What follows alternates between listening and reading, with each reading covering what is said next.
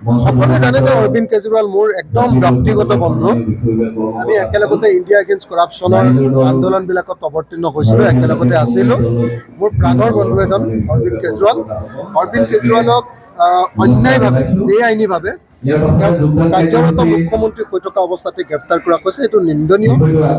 আৰু তেওঁক ছদিনৰ লকআপত ৰাখি তেওঁক যিধৰণে আজি আপোনাৰ পুলিচৰ জিম্মাত দিয়া হৈছে, ইডিৰ জিম্মাত দিয়া হৈছে, এইটো আৰু মই ভাবোঁ যে দুৰ্ভাগ্যজনক ঘটনা। মই দাবী কৰোঁ যে অচিৰে অৰবিন্দ কেজৰিৱালক মুকলি কৰি দিয়াৰ ব্যৱস্থা গ্ৰহণ কৰিব লাগে।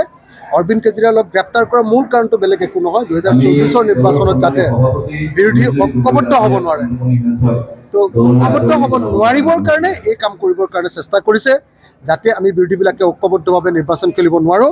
যদি অৰবিন্দ কেজৰিৱালে কাইলৈ বিজেপিত জইন কৰি দিয়াৰ লগে লগে ৱাশ্বিং মেচিনত তেওঁ চাফা হৈ যাব। কিন্তু কেৱল আৰু কেৱল যিহেতু তেওঁ বিৰোধী পক্ষৰ লগত আছে, তাৰ কাৰণে তেওঁক গ্ৰেপ্তাৰ কৰা হৈছে।